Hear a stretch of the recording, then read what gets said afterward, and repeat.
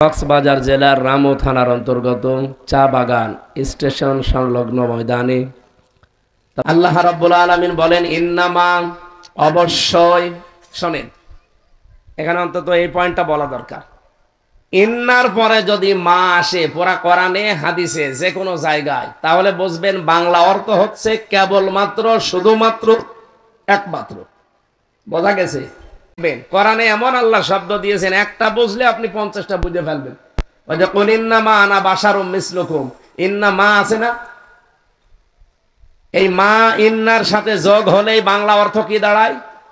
কেবলমাত্র। হে নবী, আপনি বলেন যে আমি শুধুমাত্র, কেবলমাত্র, একমাত্র তোমাদের মতো মানুষ। পার্থক্য ইউহা ইলাইয়া, আমার কাছে ওহী আসে, তোমাদের কাছে আসে না, এটা পার্থক্য। বাকি আরো যে পার্থক্য আছে এই আয়াতে নেই।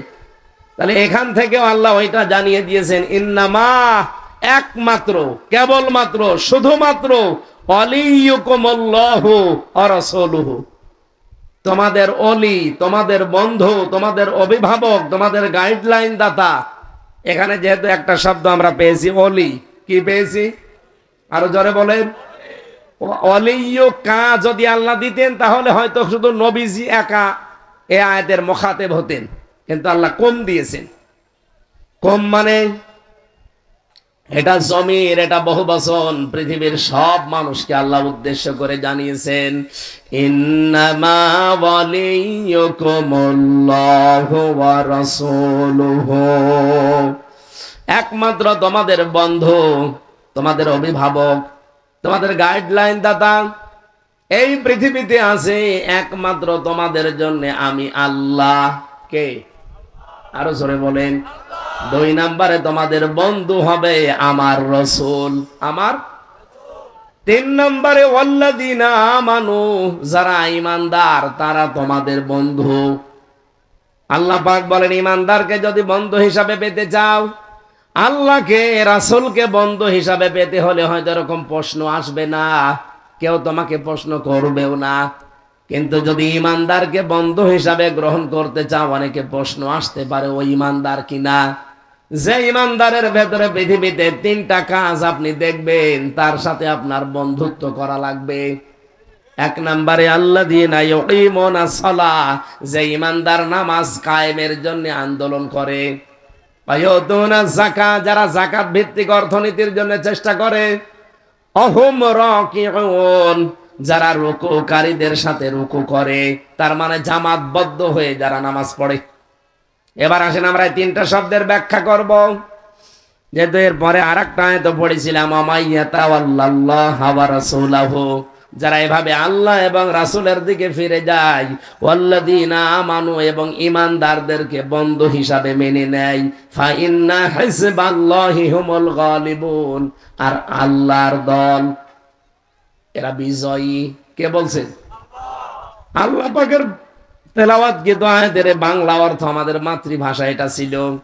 এবার আমরা ব্যাখ্যায় যাচ্ছি। প্রথম, আমাদের বন্ধু কে? আরো জোরে বলেন তো। আল্লাহকে বন্ধু হিসাবে বললেই হবে? তাকে যদি কেউ বন্ধু হিসাবে পেতে চায়, তার প্রথম নাম্বারে গুণ থাকা লাগবে, আল্লাহু ওয়ালিয়ুল্লাযীনা আমানু। আল্লাহ বলেন, যারা ঈমান আনে আমি আল্লাহ নিজেই তাদের বন্ধু হয়ে যাই। তাহলে আল্লাহকে বন্ধু হিসাবে পেতে হলে কি করা লাগবে? এই পৃথিবীতে 850 কোটি মানুষ, এখন মাত্র 210 কোটি মুসলিম, এরা আল্লাহর বন্ধু। বাকি যা আছে সব আল্লাহর শত্রু। বলেন বলেন। এখন আল্লাহ যদি কারো বন্ধু হয়, আমি মনে করেন আজকের সভাপতির সাথে বন্ধুত্ব করলাম, আমি বন্ধু হিসাবে আমার কিছু দায়িত্ব ওনার প্রতি আছে, আর আমার প্রতি ওনার কিছু দায়িত্ব। বলেন বলেন। আল্লাহ যে সূরা বাকারার 257 নম্বর আয়াত, আল্লাহ নিজে দলিল দিচ্ছেন যে আমি কি করব আমার বন্ধুর সাথে, জানো? ইখরিজুহুম মিনাজ যুলুমাতি ইলান নূর, আমি আল্লাহ নিজে আমার বন্ধুকে অন্ধকার থেকে বের করে আলোর দিকে নিয়ে যাব। এ দায়িত্ব কার? ভালো করে বুঝবেন। আল্লাহ যেহেতু আপনার সাথে বন্ধুত্ব করেছে, আপনি ঈমান এনেছেন, তাই এখন আল্লাহর দায়িত্ব কি আপনার উপরে? উনি আপনাকে অন্ধকার থেকে বের করে আলোর দিকে নিয়ে যাবে। অন্ধকার মানে মানুষের তৈরি করা আইন, আর আলো মানে কোরআন। বলেন বলেন, কোরআনের 55টা নাম আছে, তার ভেতরে একটা নাম আর-নূর। হ্যাঁ বলেন বলেন, কোরআনের প্রধান নাম 5টা, 55টার ভেতরে 5টা নাম প্রধান। একটা কোরআন, একটা ফুরকান, একটা কিতাব, একটা জিকির, একটা তানজিল। এই 5টা প্রধান নাম। আর বাকি নাম আপনি পাবেন কোরআনে 50টা, তার ভেতরে একটা আছে আন-নূর। قد جاءكم من الله نور। জোরে বলেন আল্লাহু আকবার। কক্সবাজারবাসী, যেহেতু আল্লাহ আমার সাথে বন্ধুত্ব করে ফেলেছে, এখন আমাকে আল্লাহ বাঁচাতে চায় বন্ধু হিসাবে। মানুষের তৈরি করা আইন থেকে, অন্ধকার থেকে আল্লাহ আমাকে নিয়ে আসবে। আমার মন মানসিকতা আল্লাহ চেঞ্জ করে দেবে। আল্লাহর কোরআন, আল্লাহর নূরের কাছে আল্লাহ আমাকে নিয়ে আসবে। আমি যেন কোরআনের এই নূরকে প্রতিষ্ঠাকারী হয়ে যাই। এই জন্য বাংলাদেশে যারা আল্লাহর নূরকে জমিনে কায়েম করার জন্য চেষ্টা চালায়, তারা আল্লাহর বন্ধু। আল্লাহ তাদেরকে ভালোবেসে নিয়ে এসেছে। তারাও মানুষের তৈরি করা আইন প্রতিষ্ঠার কাজে ছিল, কিন্তু যখনই তারা ইমানের দাবিতে সত্যবাদী হয়েছে। ইমানের দাবিতে সত্যবাদী কারা? এই পৃথিবীতে যারা ইমান আনার আগে তগুত ছেড়ে দেয় তারা। আমি একজনের নাম ওপেন ভাবে বলতে পারি, শহীদ আব্দুল কাদের মোল্লা রহমতুল্লাহ আলাই। আল্লাহর এই বান্দা কমিউনিস্ট পার্টি করতো। কথা বলছেন না? কমিউনিস্ট আন্দোলন করতো ঢাকা বিশ্ববিদ্যালয়ে, কিন্তু আল্লামা সাজ্জেদ আবুল আলা মওদুদী রহমতুল্লাহ আলাইহের একটা বই পড়ার পর মহান আল্লাহ তাকে চেঞ্জ করে দিয়েছেন। উনি এতদিন মানুষের তৈরি করা আইন প্রতিষ্ঠার আন্দোলন করেছে, ওনাকে আল্লাহ পাল্টিয়ে দিয়েছে। এখন যেহেতু উনি ইমান এনেছে তগুতকে ছেড়ে দিয়ে, যে আমি ইমান আনছি তগুত ছেড়ে দিয়ে, আল্লাহ যেহেতু তার বন্ধু হয়ে গেছে, এ কারণে এখন মানুষের তৈরি করা আইন বাদ দিয়ে আল্লাহর তৈরি করা কোরআনের আইন কায়েমের উনি সারা জীবন আন্দোলন করেছে। এর চাইতে খোলামেলা আর কি বলা যায়? এরপরও আপনি বলছেন না। যখনই দেখবেন যে আমি মানুষের তৈরি করা আইন প্রতিষ্ঠার কাজে আছি, আপনি বুঝবেন এখনো আপনার ঈমান আনা হয়নি, আপনি আল্লাহর বন্ধু এখনো হতে পারেননি। কারণ আল্লাহ যদি আপনার বন্ধু হয়, আল্লাহ তো কিছু করবে। কি করবে? আপনাকে মানুষের তৈরি করা অন্ধকার থেকে বের করে আলোর দিকে নিয়ে আসবে। এই বাংলাদেশে বহু মানুষকে আল্লাহ নিয়ে, আমাদের আমিরে জামাত ডক্টর শফিকুর রহমান হাফিজাহুল্লাহ, উনিও ছাত্রলীগ করতেন, জাসদ ছাত্রলীগ। আল্লাহ পাক তাকে ওই জায়গা থেকে ফেরত নিয়ে এসে এখন দিন কায়েমে, কোরআন কায়েমের জন্য নেতা বানিয়ে দিয়েছে। আপনি একটা কথা ভুল প্রমাণ করেন যে না এগুলো ঠিক না, বলেন। আপনিও যখন দেখবেন যে আপনি ঈমান এনেছেন কিন্তু আল্লাহর আইন প্রতিষ্ঠার কাজ আপনাকে দিয়ে হচ্ছে না, মানুষের তৈরি করা আইনগুলো কায়েমের কাজ আপনি করছেন, আপনি বুঝবেন আপনি ঈমানের দাবিতে মিথ্যাবাদী। তার মানে আল্লাহ পাক এখনো আপনাকে বন্ধু হিসাবে মানে নাই। কোরআনে কারিমের সূরা হুজুরাতে আয়াতের ব্যাখ্যা পাবেন 15 নম্বর আয়াত, ইন্নামাল মুমিনুনা আল্লাযীনা। এই যে ইন্নামা দিয়ে শুরু। ইন্নামা বললাম, যেখানেই দেখবেন ইন্নার সাথে মা, বাংলা অর্থ কি হবে? বলেন বলেন। ওটা কোন সূরা? জানা সূরা হুজুরাত 26 নাম্বার পারায় আছে।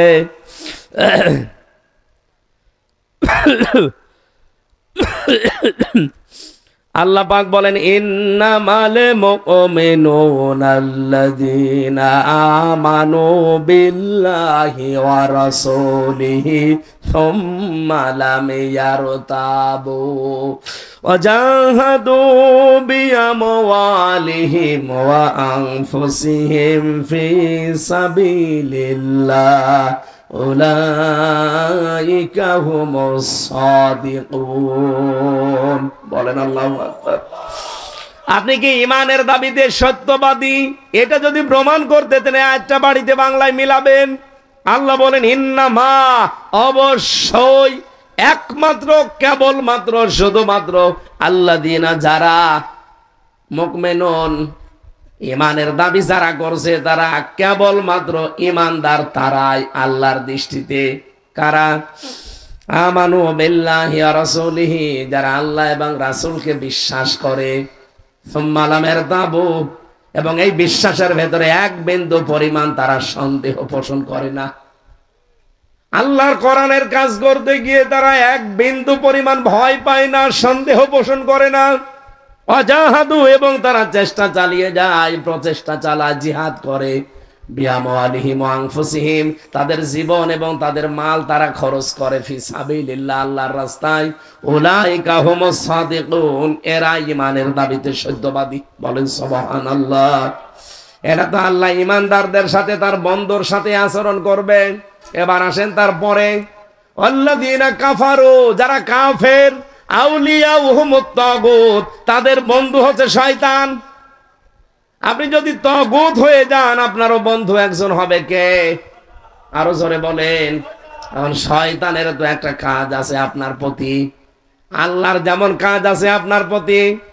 আমাকে তো এখন আপনি বোম মেরে ফেললেও মানুষের তৈরি করা আইন কায়েমে আপনি পাবেন না। আমি যতদিন বেঁচে আছি, আল্লাহ আমাকে পথ যেহেতু দেখিয়েছে, আমার জীবনে সারা জীবনের কাজ হবে আল্লাহর আইন প্রতিষ্ঠার চেষ্টা করা। কায়েম হলে ভালো, না হলে আমার কোনো অসুবিধা নেই, কারণ আমি এই জমিনের মালিক না, আমি হচ্ছে কামলা। কি? আমি হচ্ছে জন, মনীষ, পাট, লেবার, কামলা, বাংলায় যাই বলেন। আমি তো কাজ করে যাব, যদি কায়েম হয় ভালো, না হলে আমার নির্ধারিত বেতন আছে। কি কথা বলেন না কেন? আমার বেতন নেই। আমি 8 ঘন্টা ডিউটি করার পরে যদি আজকের মাহফিলের সভাপতির কাজ করে আমি 8 ঘন্টা পরে বেতন পাই, মহান আল্লাহ এই জমিনের মালিক, এই কোরআনের মালিক। আমি এই জমিনে এই কোরআন কায়েমের নির্দেশ পেয়েছি আল্লাহর কাছ থেকে, আনাকিমুদ্দিন। এই কথা বলছেন না কেন? এই নির্দেশ যদি আমার সারা জীবনে আমি পালন করি, উনি যেমন বিকাল 5টা বাজলে আমাকে বেতন দেবে, আল্লাহ পাকও আমাকে বিকাল 5টা বাজলে বেতন দেবে। বিকাল 5টা মানে জীবনের শেষ দিন। ওয়াবুদ রাব্বাকা হাত্তা ইয়াতিয়াকাল ইয়াকিন, ওই পর্যন্ত ইবাদত চালিয়ে যাও যতদিন ইয়াকিন না আসে। ইয়াকিন মানে মরণ। ইয়াকিন মানে কি?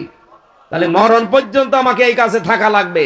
আমি মরণের বিছানায় আছাড় খেয়ে পড়বো, আর এই কাজে যদি সত্যি আমি মন দিয়ে থাকতে পারি, ফেরেশতারা এসে আমাকে সাহায্য করবে। আমাকে বলবে আল্লাহ তাখাফু ওয়ালা তাহজানু, আল্লাহর বান্দা ভয় নেই, কোনো চিন্তা নেই। কিসের ভয় আপনার?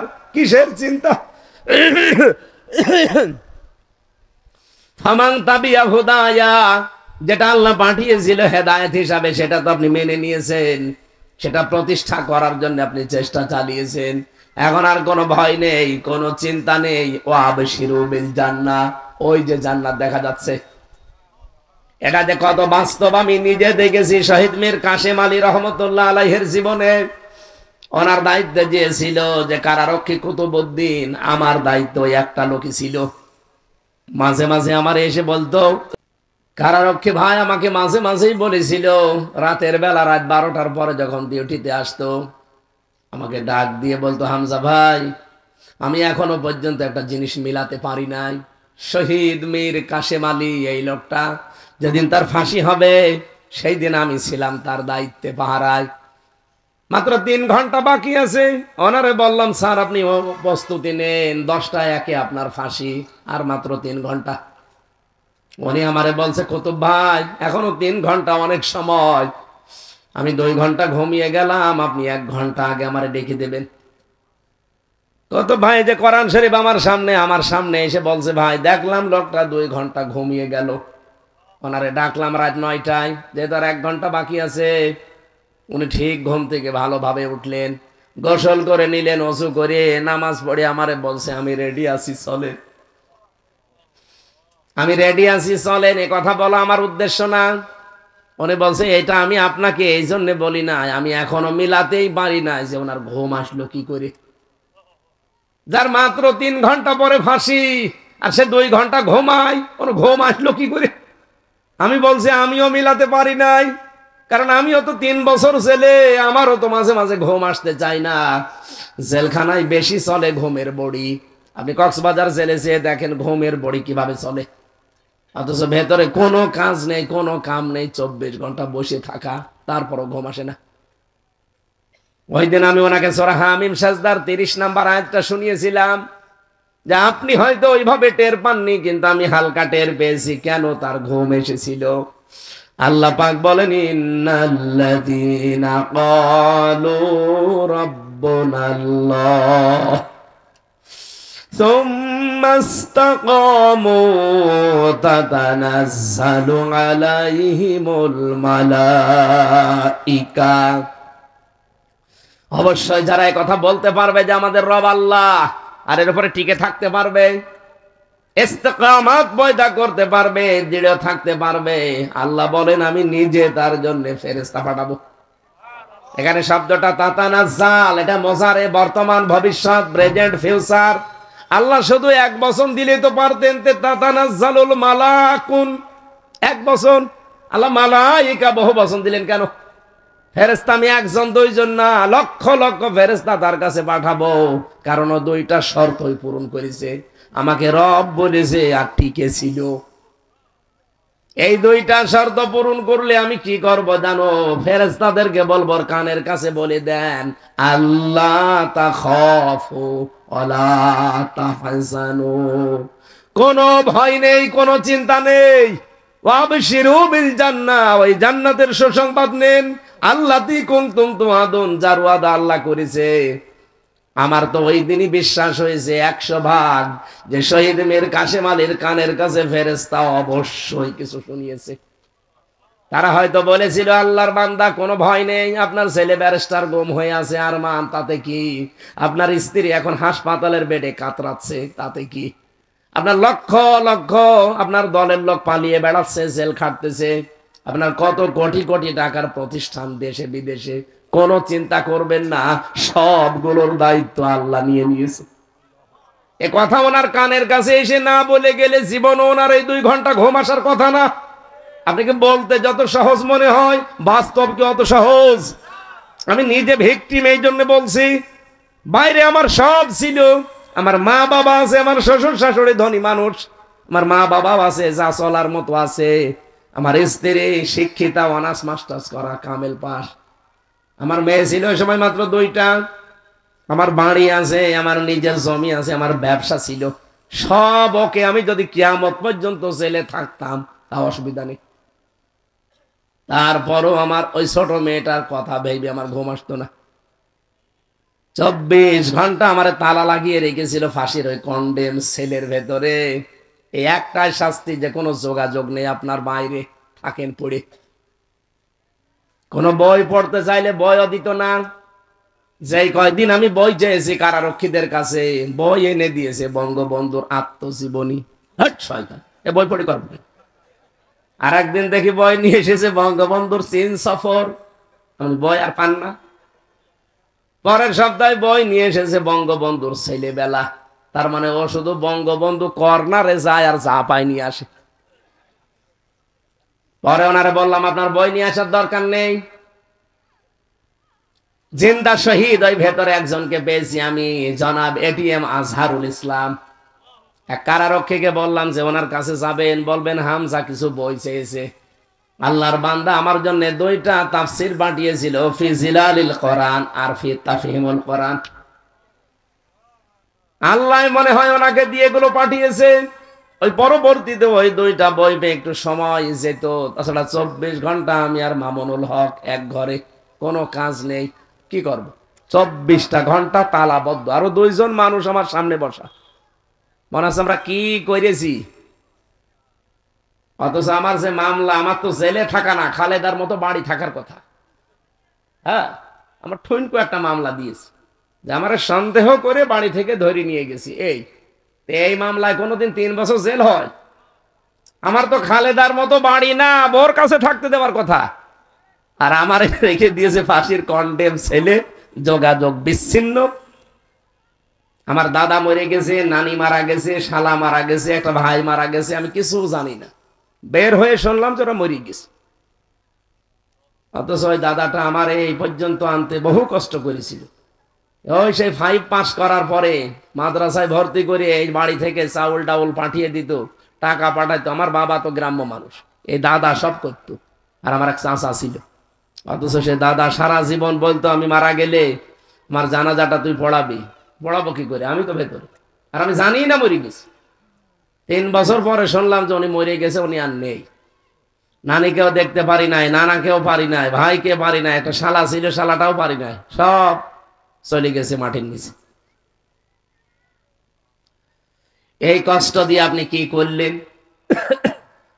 ওই মানুষটাকে আমি ওই দিন দেখেছিলাম, মাঝে মাঝে যখন বই পাঠাতো আর আমারে বলতো হামজা আমার জন্য দোয়া করবা, চিঠি লিখে দিত সিরকুট, ওখানে লিখা দেখতাম যে আমার জন্য দোয়া করবা, আমি যেন আমার ইমানের উপরে টিকে থাকতে পারি, বাতিলের সামনে যেন মাথা নত না করি।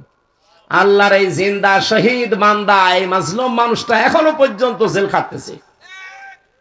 আর যারা দায়িত্বে আছে এদের এখনো হুঁশ হয় না। কত বড় বড় চোর ডাকাত মার্ডার মামলার আসামি সব বের হয়ে চলে গেল, আর আল্লাহর এই মাজলুম বান্দাটাই 13 বছর জেল খাটতেছে। আমরা চাই তাকে এই 22 তারিখের তার ডেট আছে সর্বশেষ, এটা যেন মুক্তি দেওয়া হয়। এ বাঙালিকে আর কোন হাইকোর্ট দেখাবেন না, আমরা বহু আইন জানি, সবগুলো বানানো আইন। আপনারা যা বলছেন একটা কথাও ঠিক রাখেন না। অনেকে এখন কথা তোলে যে ওনার শাস্তি হয়ে গেছে, তো সাজা লেগে গেছে, এই জন্য জামিন দেয় না। সাজা তো তারেক জিয়া সাহেবেরও লেগেছিল, কি কথা বলে না কেন? তার তো 8 বছর সাজা লেগেছিল, তারে জামিন দিলেন কেন? তার মা বেগম ম্যাডাম খালেদা জিয়ার তো 6 বছর জেল ছিল, সাজা লেগে গিয়েছিল, তারে জামিন দিলেন কি করে? তার জামিন এখন অলরেডি বাইরের দেশে পাঠিয়েও দিয়েছেন। তার স্ত্রী ডাক্তার জোবাইদা রহমান, তারও তো 2-3 বছর জেল ছিল, সাজা লেগে গিয়েছিল। তাদেরকে শাস্তি না দিয়ে আপনি বাইরে বের করে দিলেন কি করে? বাইরে বের করে দিয়েছেন, আমি আলহামদুলিল্লাহ, ভালো, কারণ তারা নির্দোষ মানুষ, রাজনৈতিক প্রতিহিংসার শিকার। তাদের চাইতে তো বেশি রাজনৈতিক প্রতিহিংসার শিকার এটিএম আজহারুল ইসলাম। তারে জামিন না দিয়ে এখন হাইকোর্ট দেখাচ্ছেন। আমির জামাত এই জন্যই বলেছিল যে আমি স্বেচ্ছায় কারাবরণ করতে চাই। আপনারা তখন আবার উল্টাপাল্টা ফতোয়া দিয়ে বললেন না বাড়ি যান, আমরা দেখছি। কি দেখলেন? আজকে 10 তারিখ, আর মাত্র 11 দিন বাকি আছে। এই 22 তারিখে ওনার ডেট আছে। যদি ওনাকে মুক্তি দিয়ে বাইরের এই মুক্ত বাতাসে আমাদের সাথে মিশতে না দেন, এবার কিন্তু আর কথা, এই কথা বলছেন না কেন? ইব্রাহিম নবীর পক্ষে যদি একটা ব্যাঙ থাকার কারণে তার প্রসাব পাক হয়ে যায়, এটি আমার আজহারুল ইসলাম একটা মাজলুম মানুষ, তার পক্ষে কথা বললে আপনার জীবন পর্যন্ত আল্লাহ পরিষ্কার করে দেবে। সুতরাং আপনারা চান না সে মুক্তি পাক? এই কারা চান দেখি? দেখেন তো হাত তোলেনি কে?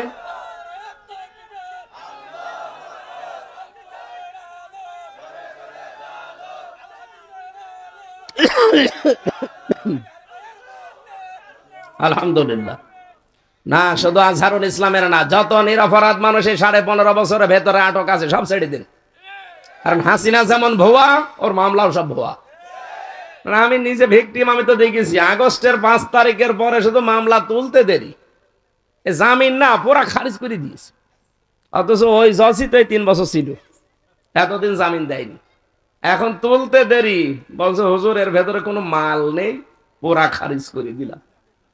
আমি বলতেও গেলাম যে মাননীয় আদালত, এর ভেতরে কি 3 বছর কোনো মাল ছিল? হ্যাঁ, 3 বছরও তো কোনো মাল ছিল না। এই কথাই বলতো যে হুজুর আমার হাত বাঁধা ছিল, এতদিন হাত বাঁধা কিছু করতে পারে না, এখন হাত খোলা আছে। আমরাও চাই আগামী থেকে এই দেশে যারা আসবে আবু সাইদের মতো হাত খোলা থাকবে।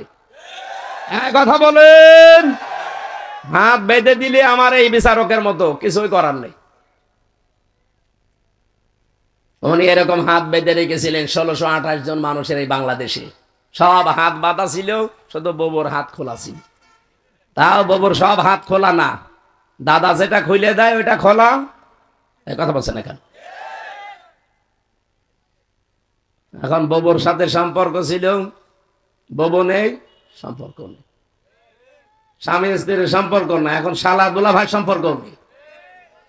এখন গেলে আমাদেরকে দুলা ভাই বলে। দেখেননি সেদিন দাদা নমস্কার দিচ্ছে, হাত জোড় করে, মনে হচ্ছে যে এতিমের মতো দাঁড়িয়ে আছে। দাদা আরো নরম হবে যদি আমরা একটু নিজেরা ঠিক থাকতে পারতাম।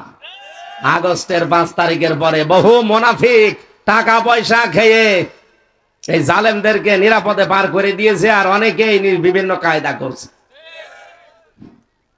ওদের গরুর মদ খাওয়া বুদ্ধি, বাংলায় বললাম, গরুর প্রসাব খাওয়া বুদ্ধি ওদের, আপনি জানেন?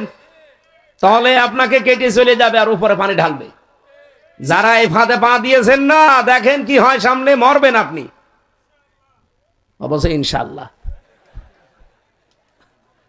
কোন এলাকায় আসলাম ওয়াজ করতে, তো সবই দেখছি রওশনের সাথে মতো। রওশনের সাথে বলে বিরোধী দলীয় নেত্রী ছিল, ওরে যা বলতো ও তাই বলতো। আমরা কি এইরকম বিরোধী দলীয় নেত্রী চাই? আর নেত্রী চাই না, আমরা চাই সামনে নেতা। কি নেতা হবে সামনে? কোন নেত্রী নেই। কিসের নেত্রী? নেত্রী যদি জোর করে চাপিয়ে দেয় আমেরিকা আমাদের উপরে, তাহলে আমেরিকায় নেত্রী দেওয়া লাগবে। ও 236 বছর চলছে, আজ পর্যন্ত কোন মহিলাকে দায়িত্ব দেয়নি ওরা। ট্রাম্পের মতো একটা মাতালকে দায়িত্ব দিয়েছে। এটা মাতাল না? মাতালের বাচ্চা মাতাল। আপনারা নিজেদের কথা নিজেরা মানেন না, মাতলামি বন্ধ করেন। নিজেরা যদি মেনে নিতেন যে নিজেদের দেশে 236 বছর চলছে, আজ পর্যন্ত একটা মহিলাকে ওরা প্রধানমন্ত্রী বানায়নি। এই কথা বলেন না কেন? কমলা হ্যারিসের মতো এত বড় শিক্ষিতা মেয়ে, তারও দায়িত্ব দেয়নি, আর আমাদের উপরে চাপিয়ে দেয়। নবীজির হাদিস হচ্ছে লা ইফলিহা কওমুন আল্লাহু আমরাহুম ইমরাতুন। ওই জাতি কখনোই সফল হতে পারে না যে জাতির দায়িত্বে কোনো মহিলা আছে। এই জন্যই 54 বছর আমরা আজও সফল না, খালি পিছিয়ে যায়। এখন সামনে আমরা সফল হতে চাই, যারাই আসবে তারা যেন পুরুষ হয়।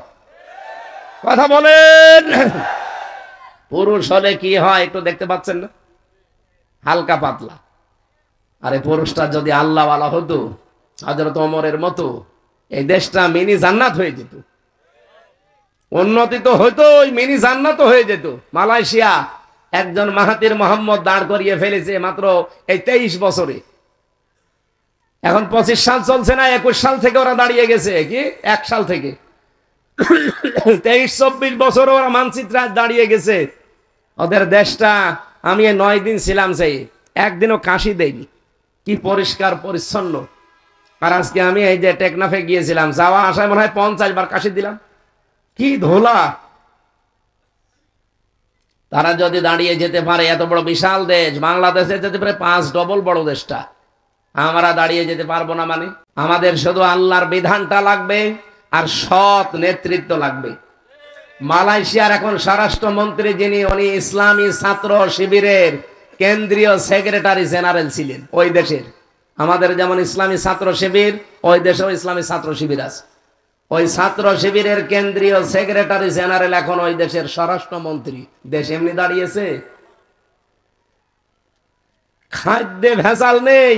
যদি ধরা পড়ে কোনো খাদ্যে কেউ ভেজাল দিয়েছে, কোনো বিচার নেই, কোনো হিসাব নেই, সঙ্গে সঙ্গে মেরে ফেলবে।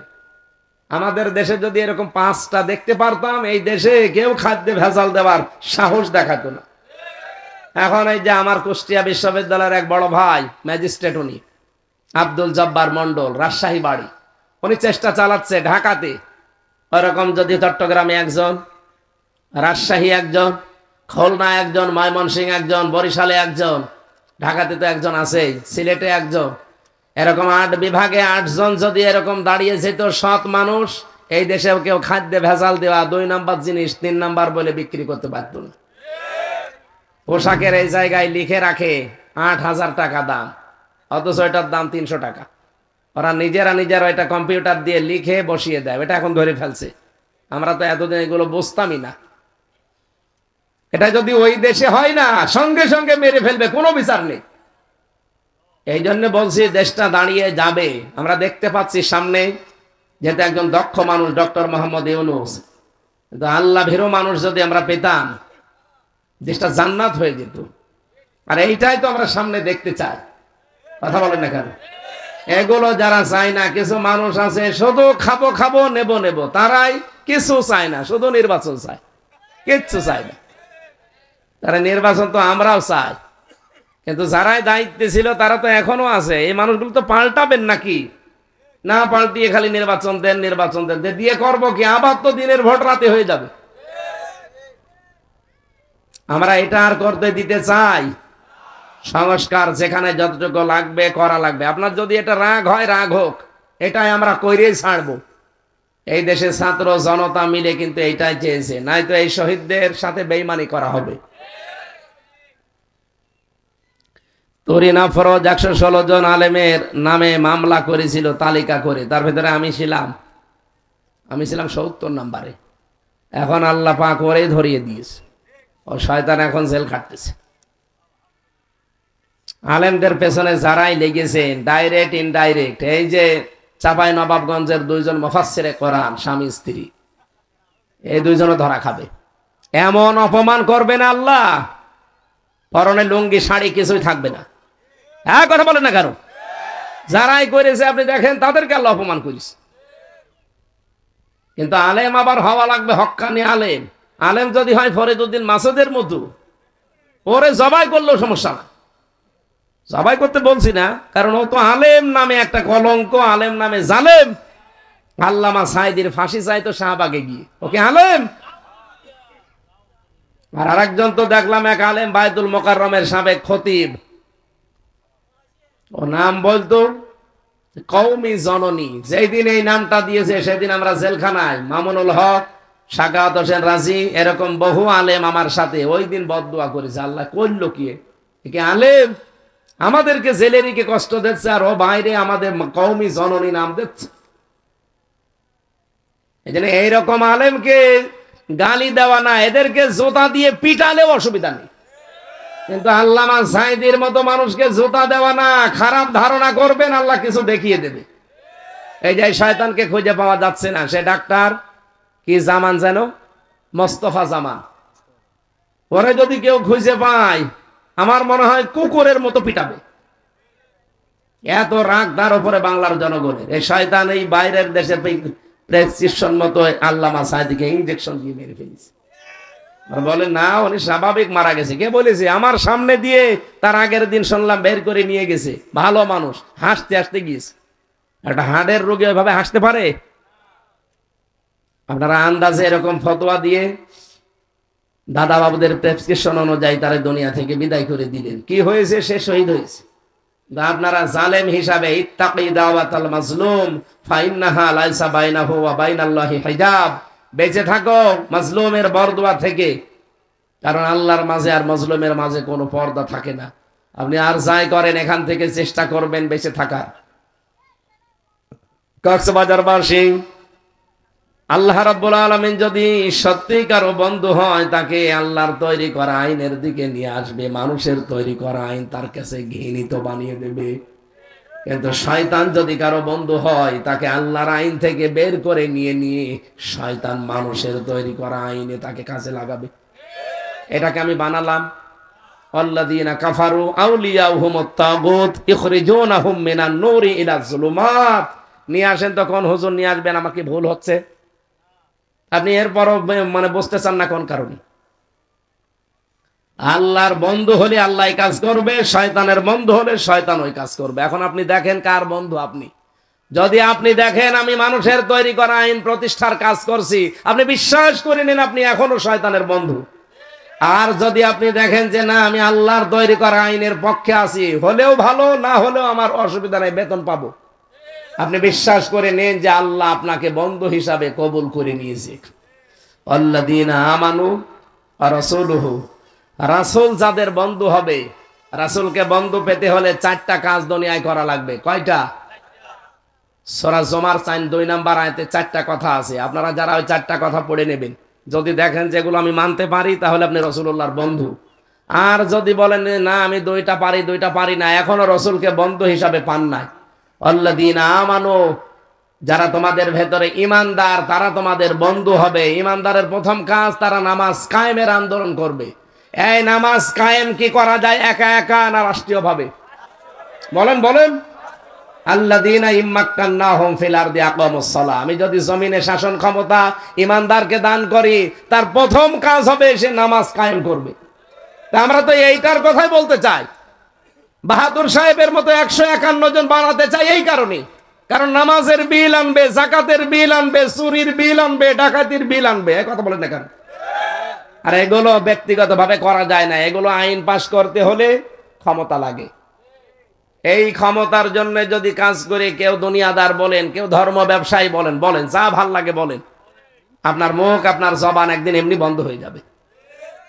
2 নম্বরে হইতো না যাকাত। যারা যাকাত কায়েম করতে চায়, এইটাও রাষ্ট্রীয়ভাবে করা লাগে। যাকাতের যতগুলো পয়েন্ট আছে আমরা কিছু অনেকে জানি না। যাকাতের ভেতরে যে অর্থনীতির যে মূল নীতিগুলো আছে এইগুলো আমরা রাষ্ট্রীয়ভাবে কায়েম করতে চাই। মোশারাকা, মদারাবা, মোরাবাহা, বায়ে সালাম, বায়ে ইস্তেসনা, বায়ে মুআজ্জাল, ওয়াহেদা, এরকম 28টা নিয়ম আছে। এগুলো শুধু ইসলামী ব্যাংকে চলবে কেন, এগুলো সব ব্যাংকে চলবে। সোনালী, রূপালী, চৈতালি ব্যাংক আছে, ওটাও হবে। পোবালি, যত ব্যাংক আছে সব ব্যাংক চলবে ইসলামী ব্যাংকের আদলে। কারণ এই ব্যাংকে যেমন চলে ইসলামের নিয়ম, ওই ব্যাংকেও চলবে। কিন্তু এটা তৈরি করতে হলে রাষ্ট্রীয়ভাবে যাকাত ভিত্তিক অর্থনীতি কায়েম করা লাগবে। আর এটা তো করবে ফেরেশতারা। আল্লাযীনা আমানু ইয়াকিমুনাস সালাতা ওয়া ইউতুনাজ যাকাতা ওয়া হুম রাকিউন। তারা রুকুকারীদের সাথে রুকু করবে, তার মানে জামাতবদ্ধ হয়ে তারা নামাজ পড়বে জামাতে। আল্লাহ এই 3টা গুণ যাদের ভেতরে দেখবেন তাদেরকে আপনি বন্ধু হিসাবে গ্রহণ করবেন। এই 3 বন্ধু যদি আপনার হয়, আপনি দুনিয়া আখিরাতে সাকসেস হবেন। কাতাবাল্লাহু লা আগলিবান্না আনা ওয়া রাসূলি ইন্নাল্লাহা কাবিয়্যুন আজিজ। আমি লিখে দিলাম যে আমি অবশ্যই আর আমার রাসূল আমরা গালেব হব। সুবহানাল্লাহ বলতে পারবেন না? আল্লাহ ওই দৃশ্যগুলোর সামনে যেন এই আয়াতের আদলে দেখার তৌফিক দেন। রাত 12টা বেজে গেছে, এখন আর কথা বলা সম্ভব হচ্ছে না। মেয়েদের জন্য কিছু আলাদা বিষয়ে কথা বলা দরকার ছিল। মুহতারাম নিম্নের ভাইদের জন্য দোয়া করে, অবশ্যই দোয়া করছি। আল্লাহুম্মা আমিন। লা ইলাহা ইল্লা আনতা সুবহানাক ইন্নী কুনতু মিনাজ জালিমিন।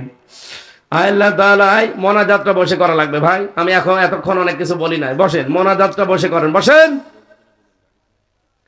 আর আমার মেয়েদের উপরে লেখা জেলখানার কিছু বই আছে যে দাম্পত্য জীবনে আমাদের কলহ কেন হয় আর এটা মিটাতে হয় কি পদ্ধতিতে। আমি লিখেছিলাম জেলে, এগুলো পাবলিশড হয়েছে, গাড়িতে পাওয়া যায় অথবা এখানে যদি থাকে। আপনাদের মেয়েদের জন্য, নিজের বউর জন্য, মায়ের জন্য নিয়ে পড়াবেন। 120 পৃষ্ঠা লিখেছি, অবশ্যই কাজে লাগবে, অনেক তথ্য দেওয়া আছে। আল্লাহ তাআলা বলেন মাইয়ারতাদ্দা মিনকুম আন দীনিহি ফাসাউফা ইয়াতিল্লাহু বিকওমিন।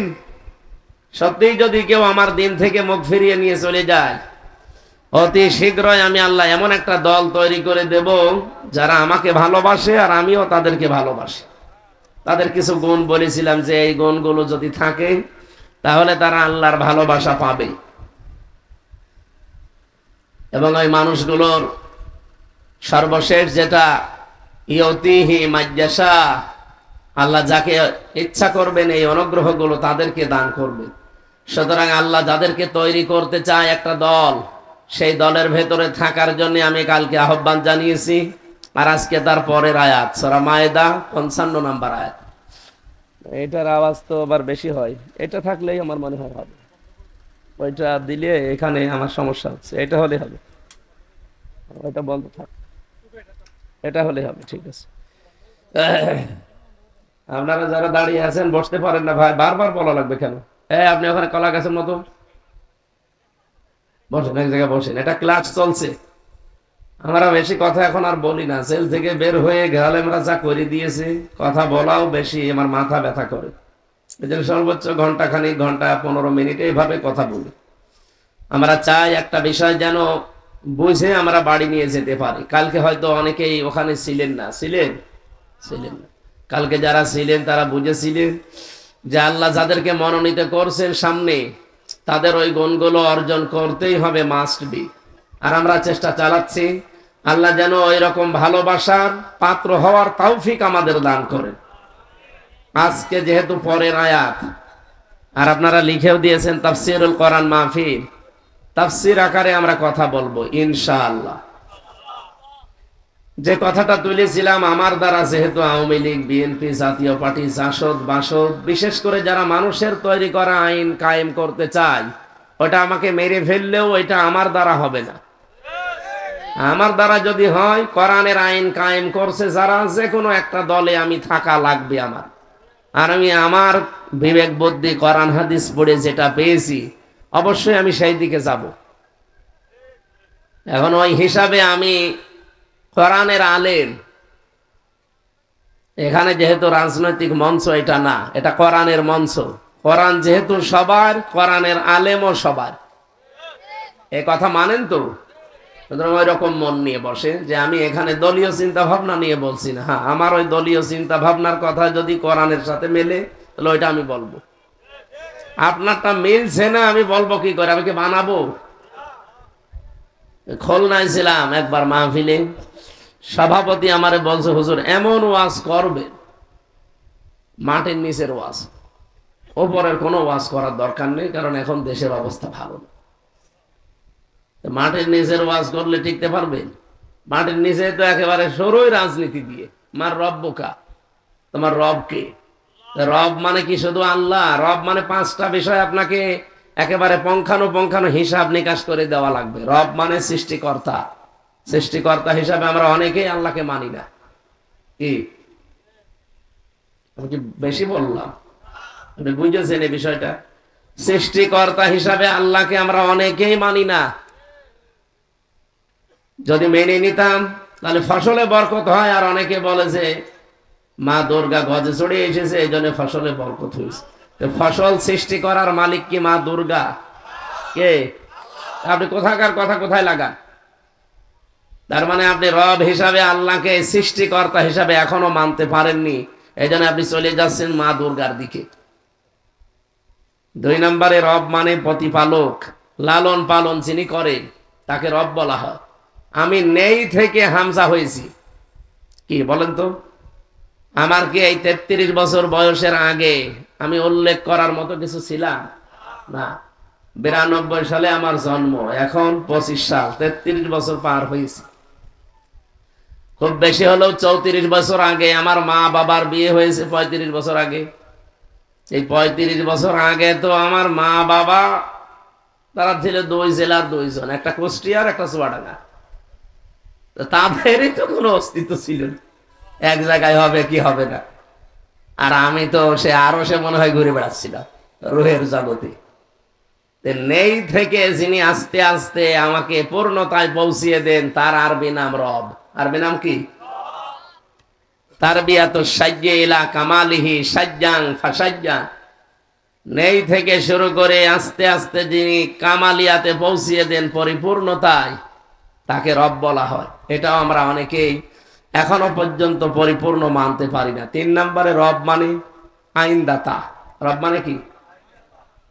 এখানে যদি প্রশ্ন করা হয় শুধু আলেমরা বাদ দিয়ে, আমার মনে হয় 100 জনের 99 জন বলতে পারবে না আল্লাহর আইন কয়টা বলেন তো।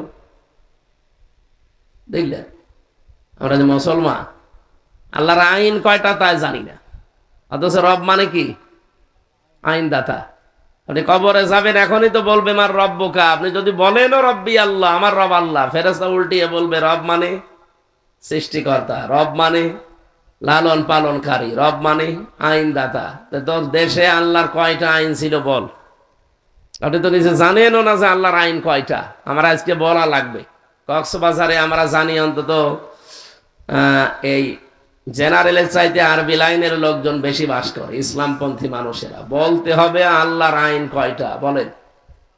500। আলহামদুলিল্লাহ, একজন মনে হয় কবরে গেলে বলতে পারবে, বাকিগুলো আমরা ধরা খেয়ে বসে আছি। 500 আল্লাহর আইন, অথচ এই দেশে একটাও চলে না, আর আমরা বগল বাজাচ্ছি। এইরকম যতগুলো প্রশ্ন করা হবে কবরে, সবগুলো রাজনৈতিক প্রশ্ন। 2 নাম্বারটা তো আরো রাজনৈতিক প্রশ্ন, যে মা দিন ওকা, তোমার ধর্ম কি না, তোমার জীবন ব্যবস্থা কি। আজকের খুতবার ভেতরে শুনেছেন না, লিইজহিরাহু আলাল আদিয়ান। যত দিন আছে, যত ধর্ম আছে পৃথিবীতে, সব কিছুর উপরে ইসলামকে, দিনকে, কোরআনকে ইজহার করার জন্য, বিজয় করার জন্য আমি রাসূলকে পাঠিয়েছি। আল মাবউসু ফিনা লিইজহিরাহু আলাদ-দ্বীন বা আলাল আদিয়ান। তাহলে আপনি খুতবার ভেতরে আরবিতে শুনেছেন, বোঝেন না, আমি বাংলা বললাম এবার। যেন আমাদের উচিত হবে দিন কায়েমের চেষ্টা করা। কোরআনে আপনি 2টা আয়াত পাবেন যেখানে মত পার্থক্য করা হারাম। ওয়াতাসিমু বিহাবলিল্লাহি জামিআ ওয়া লা তাফাররাকু। আর আছে আনাকিমুদ্দিন ওয়ালা তাতাফাররাকু ফি। ওরা কোরআনে এই দুইটা আয়াত আছে যেখানে মতপার্থক্য করা জায়েজ নেই, আর পৃথিবীতে মুসলমানেরা এই দুই জায়গায় মতপার্থক্য বেশি করে। কোরআনের কাছে আসতে বললে যত রকমের ফতোয়াবাজি, যত রকমের উলটপালট কথা। আপনি দেখেন সারা বাংলাদেশে অন্তত কোরআনের দিকে যারা দাওয়াত দেয়, কোরআনের দিকে আসতে বলে, তাদের বিরুদ্ধে ফতোয়া বেশি। কথা বলেন, মাইজ ভান্ডারের কোনো ফতোয়া নেই। তারা কি কোরআনের দিকে ডাকে না বাবার দিকে? বাবার দিকে ডাকতেছে। এই মাইজ ভান্ডারি এই সব যত রকমের বেয়াদব গুলো আছে এদের ভেতরে। আজকে একজনের কথা শুনছিলাম, সে শয়তান, কি নাম যেন, মঈনুদ্দিন না কি নাম, এ শয়তান বলছে কোরআনে নামাজের কথাই নেই, যা আছে এগুলো বানানো কথা, হাদিস কোরআন বলে চালিয়ে দিয়েছে। ওরা এখনো না গ্রেফতার করে করছে কি? ওরা পিটিয়ে ভর্তা বানানোর দরকার শয়তানের। এই বাংলাদেশ সহ বিশ্বে আমরা দেখতে পাচ্ছি যারা কোরআন বাদ দিয়ে ডাকে তাদের কোনো সমস্যা হচ্ছে না, কোরআনের দিকে ডাক দিলেই বিভিন্ন রকমের ফতোয়া বের হয়। বলো ওদের আকীদা ঠিক নেই। আমি যদি এখন মাইজ ভান্ডারের দিকে ডাকতাম না, আমারে কিছুই হইতো না, কিন্তু আমি কোরআনের দিকে ডাকি, তখন আমারে নিয়ে প্রশ্ন করে, উনি যাই বলুক ওনার আকীদা ঠিক নেই।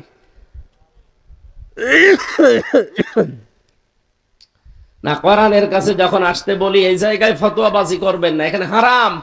2 নম্বরে সূরা শুরার 13 নম্বর আয়াতের শেষের দিকে আছে আনাকিমুদ্দিন, দিন কায়েমের কথা যখনই বলা হবে ওয়ালা তাতাফাররাকু ফি, এখানে কোনো মতপার্থক্য করবেন না। আমরা তো এই দুইটাই করি, আল্লাহর কোরআনের দিকে ডাক দেই, দিন কায়েমের কথা বলি। এই কথা বলেন না কেন? আল্লাহ বললেন এই দুই জায়গায় মতপার্থক্য, দলাদলি করা, ফতোয়াবাজি করা জায়েজ নেই, হারাম। আর এই দুই জায়গায় আপনারা বেশি করেন, সুতরাং এটা বন্ধ করা লাগবে। আমি যেহেতু কোরআনের আলেম, 2 নম্বরে প্রশ্ন করলে আপনি ধরা খেয়ে বসে আছেন, আমি দেখতে পাচ্ছি। আমার কথা শোনেন, বিশ্বাস করেন, এই জন্য আপনি এসেছেন। তো এই কথা বিশ্বাস হয় না কেন? যে মা দিন ওকা বলার পরে আপনি বলবেন দিন ওনাল ইসলাম, আমার দিন ইসলাম। ইসলাম মানে দিনের যতগুলো অর্থ আছে আপনি তো একটাও মানেন না। দিন মানে কিয়ামতের দিন। কিয়ামতের দিন যদি আমরা মানতাম, কোন মানুষ 620টা বাড়ি বানাতে পারতো? এই চট্টগ্রামে বানায়নি ভূমি মন্ত্রী। আমি কয়েকদিন আগে মালয়েশিয়া ছিলাম, সিঙ্গাপুরে। ওরা তো মালয়েশিয়াতে সেকেন্ড হোম বানিয়েছে, নাম দিয়েছে সাহেব পাড়া। কি পাড়া? কানাডায় বানিয়েছে বেগম পাড়া। কিন্তু দুর্ভাগ্য, শয়তানরা ওই বাড়ি থাকতে পারে না। বাংলাদেশের 20 লাখ বাঙালি আছে ওই দেশে। যে হোটেলে উঠেছিলাম, হোটেলে উঠে নামি নিচে দেখি 2 শয়তান বসে চা খাচ্ছে। কি এখানে? হুজুর আমরা আগেই পালিয়েছি। আপনি পালাইলেন কেন? সাহেব পাড়া বানিয়েছেন, ওখানে থাকবেন না? ওখানে থেকে মায়ের খাবো? এদেশের বহু মানুষ আছে বাংলাদেশের এখানে, যাদের জানে যে ওই পাড়ায় আছি, পিটিয়ে আমাদেরকে একেবারে ভর্তা বানিয়ে ফেলবে। এই জন্য আমরা ভয়তে ওখানে যাই না। বিভিন্ন হোটেলে আসি চুরি চুরি করি। কতদিন থাকবেন এইভাবে? একটা জীবন হইল। আজ 8 মাস 7 দিন 6 দিন হয়ে গেল, 8 মাস 5 দিন হয়ে গেল আজকে। এতদিন এইভাবে চুরি চুরি করে থাকা যায়? এমন কাজ কেন করতে গেলেন যে নিজে এখন এলাকায় থাকতে পারেন না? এখন আফসোস করে কিছু মানুষ যে হুজুর দোয়া করেন। কিসের দোয়া আপনার জন্য? আপনার জন্য দোয়া আসবে, আপনার নাম মনে হলেই তো বদ দোয়া আসবে। কারণ আপনি 620টা বাড়ি বানিয়েছেন, তাও নিজের টাকা দিয়ে যদি বানাতেন, সব তো জনগণের টাকা। চিন্তা করতে পারেন, একটা লোকের যদি 620টা বাড়ি হয়, তো জীবনে কয়টা বাড়ি কয়দিন থাকবে? আমার একটা বাড়ি কুষ্টিয়ায়, তাই আমি থাকার সময় পাইনি, সারা দেশে গড়া লাগে। আর ও বানিয়েছি শয়তান 620টা। আমার মনে হয় 8 মাস থাকলে আরো 100টা বানাইতো।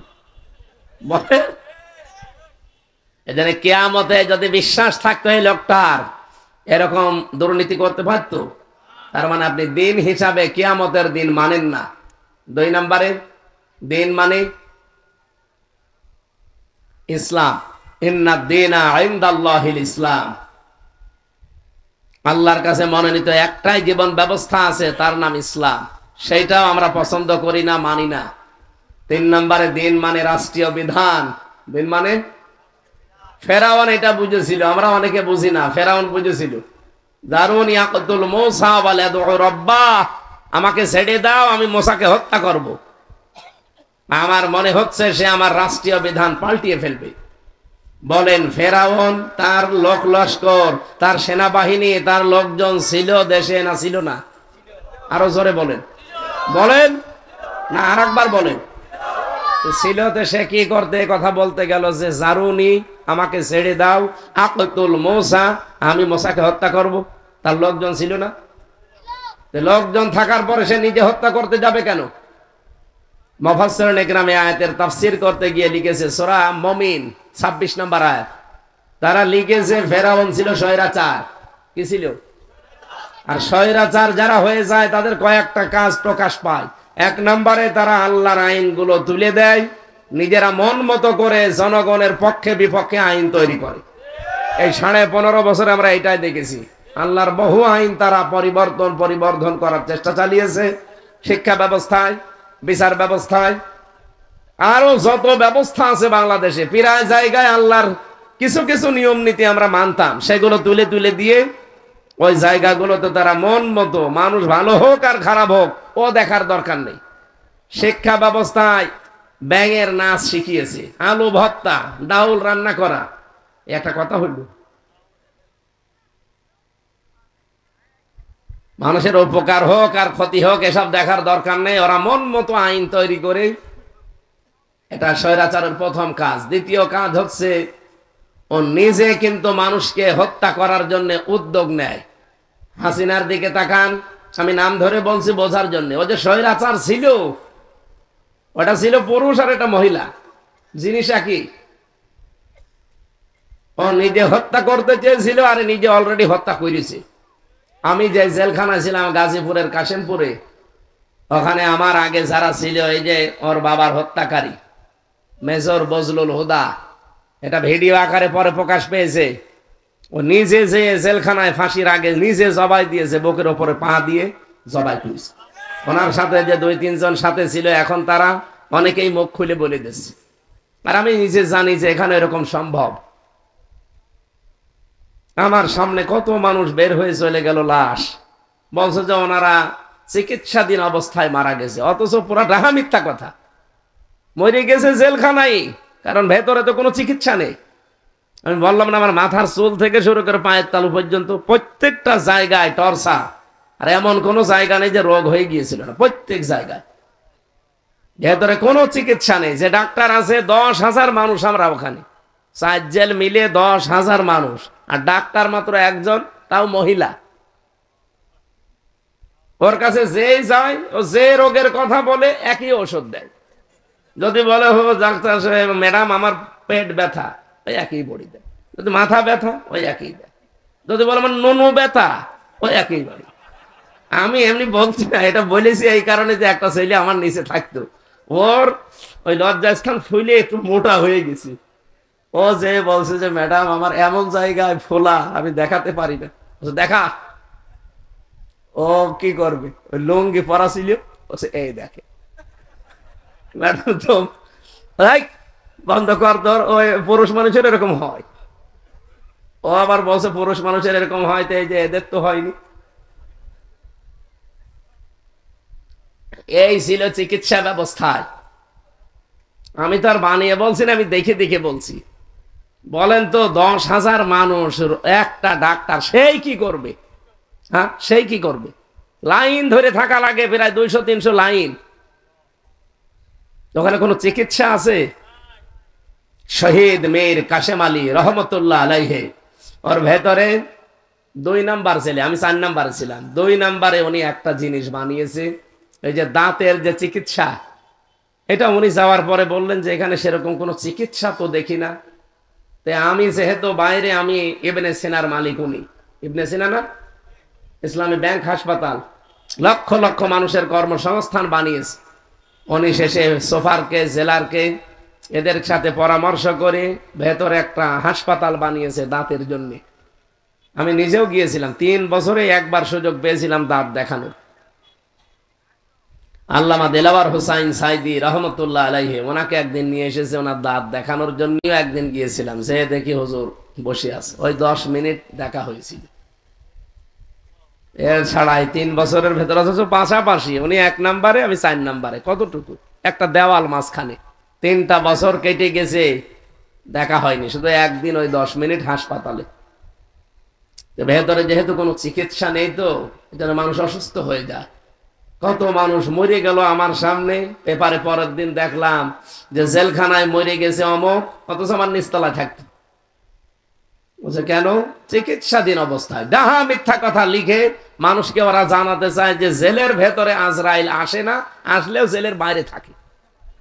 হ্যাঁ, এটা একটা প্রচারিত কথা যে জেলে নাকি আজরাইল যায় না। মানুষ মরে বের হয়ে চলে যাচ্ছে, কিন্তু ওদের বদনাম হবে তো, এই কারণে ওরা এটা প্রকাশ করে না, বলে যে চিকিৎসাধীন অবস্থায় মরে গেছে। কত মানুষ মরে গেল আমার সামনে, আমিও লাশ হয়ে বেরিয়ে আসতে পারতাম। আল্লাহ আমাকে যেহেতু বাঁচিয়ে রেখেছে, আল্লাহ যেন আগের মতো স্বাভাবিক করে দেন শরীরটা। সত্যি আমি অসুস্থ। এখন যদি বলে যে অসুস্থ, আসলেন কেন? না আসলে আপনাদের কি গালিগালাজ করতো না? তাহলে এতদিন আগে দাওয়াত নিয়েছেন, আসলেন না। শরীর কি আমার নিজের হাতে? দোয়া চাচ্ছি, আল্লাহ যেহেতু কন্ট্রোল করেন আমাদের শরীরকে, আল্লাহ যেন আমার আগের অবস্থা যে ছিল শরীর, ওইভাবে যেন বানিয়ে দেন। বলেন আমিন। দিনের অর্থ যেগুলো বলছিলাম, স্বৈরাচারের কাজই হচ্ছে ও সব কাজ নিজে করে। আপনি দেখেন নিয়ে 15 বছরে টয়লেট থেকে শুরু করে একেবারে সংসদ পর্যন্ত সব জায়গা ও নিজের কন্ট্রোলে। কেন দেশে আর মানুষ নেই? কথা বোঝেন? সব কাজ নিজে করব, এটা ছিল ফেরাউনের অভ্যাস। ও বলেছিল আকতুল মূসা, আমাকে ছেড়ে দাও, আমি হত্যা করব। কেন? তোর লোকজন নেই? তাহলে দিনের অর্থ সে বুঝেছিল। আজ্ঞ বাদ দিলা দিন আকম, আমি মনে করছি যে আমার রাষ্ট্রের বিধান সে পাল্টিয়ে ফেলবে। 4 নম্বরে দিনের অর্থ হযরত ইউসুফ আলাইহিস সালাম যেটা বুঝেছিলেন, ইনিল হুকমু ইল্লা লিল্লাহ, এই পৃথিবী যিনি বানিয়েছেন, হুকুম চলবে কার? সুতরাং আল্লাহর দিন মানে আল্লাহর হুকুম। আপনি কবরে গেলে এটাও বলতে পারবেন না। 3 নাম্বারটা তো আরো কঠিন। নবীজিকে দেখিয়ে বলা হবে মান হাজার রাজুল, এই লোকটাকে। আপনি যদি তার আদর্শ মতো চলতে পারেন, যেটা বাহাদুর ভাই বলছিলেন, আপনাকে আমি কবরের ভেতরে দেওয়ার সময় মিথ্যা কথা বলে দিয়ে আসলাম, বিসমিল্লাহি ওয়া আলা মিল্লাতি রাসূলিল্লাহ। আমি না, কাবার ইমাম সাহেব যদি আপনাকে এই দোয়া পড়ে রাখে, আর আপনার জীবন যদি মুহাম্মদুর রাসূলুল্লাহর আদর্শ মতো না চলে, আল্লাহর কসম কবরে যাবার পরেই লাহুম মিন জাহান্নামা মিহাদ ওয়া মিন ফাওকিহিম গাওয়াশ ওয়া কাযালিকা নাজজিজ যালিমিন। আল্লাহ পাক বলেন, ওকে শুধু কবরে রাখা হবে, সঙ্গে সঙ্গে উপরে জাহান্নামের চাদর দিয়ে ঢেকে দেব, আর নিচে জাহান্নামের বিছানা বিছিয়ে দেব। যতই উপরে আপনি ফুল দেন না কেন, নিচে আগুন লাগাবে কে? বলেন বলেন। এই জন্যই তো কবরের যতগুলো প্রশ্ন দেখলাম সবই রাজনৈতিক প্রশ্ন। আমি যদি রাজনীতির কথা কোরআন দিয়ে বলতে চাই, আর আপনি যদি বলেন না কোরআনের সাথে রাজনীতির কোনো সম্পর্ক নেই, বলবেন না, এটা আর আগস্টের 5 তারিখের আগে নেই, এখন এপ্রিলের 11 তারিখ। এপ্রিলের 10 না, আজকে 10 তারিখ। সময় পাল্টিয়ে গেছে। এখন আসেন তো, মাইক কেড়ে নেন তো, আসেন আসেন, কোন বাবার বেটা আসেন, মাইক কেড়ে নেন। আর রাজনীতি করবেন না এই কথা বলেন এসে আমার সামনে। এই যে চাপাই নবাবগঞ্জের 2 চাপাবাজ স্বামী আর স্ত্রী, ওরা এখন সারা বাংলাদেশের মানুষকে কথা জানিয়েছে যে ইমাম সাহেব যারা, মাওলানা সাহেব যারা, আলেম ওলেমা যারা, আলেম ওলামাও বলে না, বলছে আলেম ওলেমা। যে কথা বলতে পারিস না, ও কথা বলতে যাস কোন কারণে? আলেম ওলামা না আলেম ওলেমা? আলেমের বহু বচন ওলামা। এ শব্দও জানে না যে আলেম কি আর ওলামা কি। বাংলাও না, ইংরেজি না, আরবি না, কি এটা? ওলেমা কি? ওই যে বিয়ের সময় ছেলের বাড়িতে যে অনুষ্ঠান করে, ওর নাম কি? অলিমা বললেও তো হইতো, অলিমাও বলেন, ওলেমা।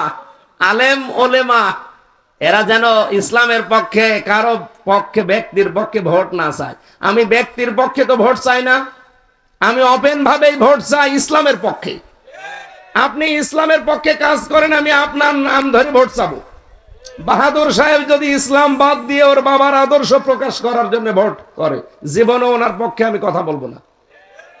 উনি যেহেতু ভোটে দাঁড়িয়েছে আল্লাহর বিধান কায়েমের সহযোগী হিসাবে, আমি এই কারণে তার নাম ধরে ভোট চাই। আপনি দাঁড়ান ওইভাবে, আমি আপনার নামও চাবো। উনিও আপনার আত্মীয় না, আপনিও আমার আত্মীয় না। কোথায়? আমার বাড়ি কুষ্টিয়া, আপনাদের আমি চিনিও না। আমাকে তো ইমানের তাকিতে কথা বলা লাগছে। কি কথা বলেন না কেন? এই যে ইমানের তাকিতে কথা বলা লাগছে, এটাও কি আমি বানালাম? সূরা ইউসুফ 108 নম্বর আয়াত, কুল হাদিহি সাবিলি আদউ ইলাল্লাহ। হে নবী, আপনি মানুষকে বলেন যে আমি কিন্তু আল্লাহর দিকে মানুষকে ডাকি। আমি বাহাদুরের দিকে ডাকি না, আমি আনোয়ারের দিকে ডাকি না, আমি ডাকি কার দিকে? আল্লাহর দিকে ডাকি। হাদিহি সাবিলি আদউ ইলাল্লাহ, এইটাই আমার পথ। আমি আল্লাহর দিকে যে মানুষকে ডাকি, এটা আমার পথ। এটা আমার পথ বললেই তো হয়ে যেত। শেষে হর্ষাই আছে দেখবেন, কুল হাদিহি সাবিলি আদউ ইলাল্লাহ, এইটাই আমার পথ। কি? যে আমি আল্লাহর দিকেই মানুষকে ডাকি। শুধু আমার কাজ না, আর আমি আন্দাজেও ডাকি না, আলা বাসিরাতিন, আমি দেখে শুনে ডাকি। আনা ওয়া মান ইত্তাবানি, এটা তো আমার কাজ এবং আমার অনুসারী যারা, তাদেরও কাজ। তা আমি তো রাসূলের অনুসারী, আমি তো বাবার অনুসারী না। কথা বলেন না কেন? আমি তো আপনার স্বামীর অনুসারী না, আমি রাসূলের অনুসারী। সুতরাং আমারও কাজ এইটাই। উনি যা করতেন আমার ওইটা করা লাগবে। উনি যেহেতু আল্লাহর দিকে ডাকতেন, আমিও ডাকবো আল্লাহর দিকে। ওমা আনা মিনাল মুশরিকিন, আর বলেন যে আমি মুশরিক না। আপনি তো গেলে শিরিক করবেন, আল্লাহর আইনের পাশে আরেকটা আইন তৈরি করে শিরিক তৈরি করবেন। আর আমি তো ঘোষণাই দিয়ে পথে নেমেছি যে আমি মুশরিক না। এই জন্য কাবা শরীফ তাওয়াফ করে সর্বশেষ যেটা বিদায় তাওয়াফ, আসার সময় সর্বশেষ এই কথাটা বলা লাগে, লাব্বাইক আল্লাহুম্মা লাব্বাইক লা শারীকা লাকা লাব্বাইক ইন্নাল হামদা ওয়ান নি'মাতা লাকা ওয়াল মুলক লা শারীকা লাকা লাব্বাইক। সর্বশেষ বিদায় তাওয়াফে মানুষ এই কথা বলে আসে। এখানে হাজি যারা আছে যদি থাকে জিজ্ঞাসা করেন, সর্বশেষ আপনাকে এই কথা বলাই লাগে। সর্বশেষ তাওয়াফের শেষ কথা যে লা শারীকা লাকা লাব্বাইক, আল্লাহ আমি চলে গেলাম কিন্তু কথা দিয়ে গেলাম তোমার কাবা শরীফের সামনে যে আমি মুশরিক না। আমি বলেন মুশরিক মানুষ কখন হয়? যখন শিরিক করে। কি কথা বলেন না কেন? মুশরিক মানুষ কখন হয়? যখন শিরিক করে। আর শিরিক কি? এক কথায় জবাব দিচ্ছি, আল্লাহ যেটা পারে ওইটা অন্য কেউ পারে, এই বিশ্বাস করার নাম। আরো জোরে বলেন। আর এই শিরিক যারা করবে তারা মুশরিক। আপনি নিজে ঘোষণা দিয়ে আসলেন যে ওমা আনা মিনাল মুশরিকিন, আমি আর যাই করি আমি কিন্তু শিরিক করব না। এই যে আল্লাহর আইনের পাশে যারা আইন তৈরি করে, এরা কি আল্লাহর আইনের সাথে শিরিক করে না? বলেন তা আমি আপনার মতো মুশরিক হব?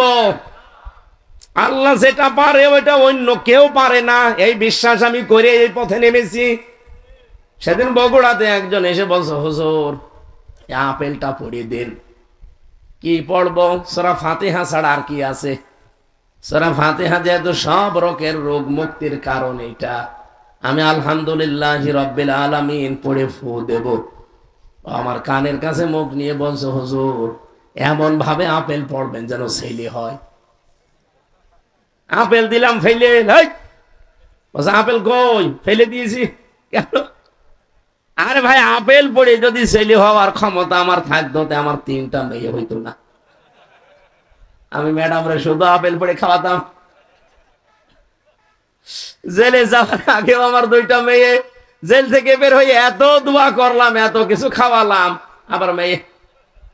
আপেল পড়ে যদি ছেলে থেকে মেয়ে থেকে ছেলে হয়ে যেত, আমারটা কি আমি পাল্টাতে পারতাম না। মনে করছে হুজুরে এমন ভাবে আপেল পড়বে যেন মেয়ে থেকে ছেলে হয়ে যায়। সে ক্ষমতা আমার আছে? অনেকেই বিশ্বাস করে হুজুরদের উপরে, পীরদের উপরে, কবরে, মাজারে। না এলাকায় নেই, না এলাকায় আছে কম, এগুলো চট্টগ্রামে বেশি। যত আল্লাহর ওলি সব মরেছে রাস্তার ধারে ধারে, আর কোন জায়গা পায়নি। যত আল্লাহর ওলি মরে সব রাস্তার ধারে। আর মানুষ সেখানে যে শিরিক গুলো, এই যে এক জাহাঙ্গীর হুজুর নাকি ছিল না, জাহাঙ্গীরা দরবারের মালিক, ও জাহাঙ্গিয়া, জাহাঙ্গিয়া যে বলছে ও বাবা কলম পড়িয়ে দাও। এই যে প্রকাশ্য মুশরিক, এদের মানুষ এদের সাথেও থাকে। কমন সেন্সের কমন বাদ দিলে যদি সেন্স থাকে, তাও তো এই শয়তানদের মতো মানুষের পেছনে থাকা ঠিক না। চট্টগ্রামের মানুষ এত পাগল কেন? আর যত মাজার, যত দরবার সব এই বিভাগে বেশি। কক্সবাজারটা একটু ভালো আছে, এইদিকে বেশি না। আপনারা পাগলামি করলে তো সমস্যা। আপনাদের কাছে আমরা ইসলাম পেলাম কারণ এই চট্টগ্রাম বিভাগ দিয়ে ইসলাম ঢুকেছে। আর আপনারা যা পাগলামি আরম্ভ করেছেন, সারা বাংলাদেশে এত শিরিক বেদাত হয় না যত এই চট্টগ্রাম বিভাগে হয়। বলেন, প্রকাশ্য অপ্রকাশ্য সব শিরিক এই জেলা। আল্লামা সাঈদী 50 বছর চেষ্টা করেও শিরিকটা তুলতে পারলো না। এখনো পর্যন্ত শয়তানের দৌরাত্ম্য বাড়তে আছে। নূরে বাংলা বের হয়, দরবারিয়া জাহাঙ্গীরিয়া বের হয়, এরপরে আরো এই যে নজিবুল বশর, মজভন্ডরি, এগুলো আঘাত থেকে গোড়া পর্যন্ত পিটানো দরকার শয়তানগুলো। জালেমের 5-8 গোলাম ছিল। বলেন তো এখন বাস্তবতায় যারা ফিলিস্তিনে আছে, ওই জায়গাতে ধ্বংস করে দিয়েছে। পুরা গাজা, পুরা রাফা একেবারে মাটির সাথে মিশিয়ে ফেলেছে। গাজা আর রাফা নামে এ পৃথিবীর মানচিত্রে এখন আর কিছু নেই। অথচ যে আলাউদ্দিন জিহাদি, এরপরে হাসানুর রহমান, কি মাঝভান্ডারি, নকশবন্দি, কি কি কে নাম, শয়তানদের নামও এমন যে উচ্চারণ করা কঠিন। এরা নাকি 3 জন গেছে এসে ফিলিস্তিনে বাইতুলকে আল আকসা মসজিদের সামনে ভিডিও করছে। ডাহা মিথ্যা কথা এগুলো। ইহুদিদের একেবারে 5-8 গোলাম এগুলো। এরা প্রকাশ্য মানুষের ঈমান ধ্বংস করার জন্য পেছনে নেমেছে। ওরা দেখছে বাংলাদেশ সহ বিশ্বের বিভিন্ন জায়গায় এই ফিলিস্তিনদের নিয়ে মুসলমানেরা ফুটিয়ে উঠেছে। কি করা যায়, এরকম কিছু দালাল মৌলবি লাগিয়েছে যে মানুষকে ঠান্ডা করো যে না কিছু হয়নি, 500 কিলোমিটারের ভেতরে কোনো সমস্যা নেই। অথচ গাজা আপনি দেখান, রাফা দেখান, চিহ্ন পর্যন্ত নেই।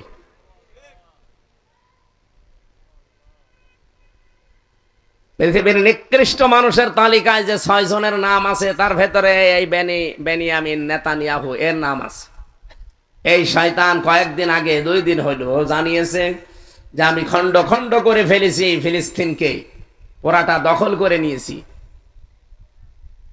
আমি মনে মনে ভাবছিলাম আমি যা করলাম, বিশ্বের 210 কোটি মুসলমান মনে হয় একবারে মার্চ ফর ফিলিস্তিন বা মার্চ ফর গাজা নিয়ে আমাকে আক্রমণ করবে। কিন্তু দেখলাম না, কিছুই হচ্ছে না।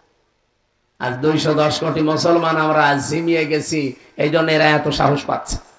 আজকে 10 তারিখ, কালকে 11, পরশু দিন 12 তারিখে বাংলাদেশের সব আলেম ওলামা, সব ঘরানার, সব মুসলমানেরা ঢাকায় জমায়েত হয়ে বিশ্বের মানচিত্রে দেখাবে 12 তারিখে। যত আলেম ওলামা আছে সবাই যাওয়ার আহ্বান জানিয়েছে। আমিরে Jamaat doctor Shafiqur Rahman, secretary general অধ্যাপক মিয়া গোলাম পরোয়ার সাহেব সহ সবাই থাকবে। সব ধরনা, চরমনায়ের পীর সৈয়দ মুফতি রেজাউল করিম এবং অন্যান্য যত বড় বড় ইসলামিক স্কলার আছে, ডক্টর মিজানুর রহমান আজহারি ভাই সহ সবাই যাবে। আপনারা সমর্থ থাকলে যাবে। পৃথিবীর মানচিত্রে অন্তত আমরা দেখাতে চাই যে আল্লাহ পৃথিবীর কেউ না জানুক, তুমি একটু দেখো।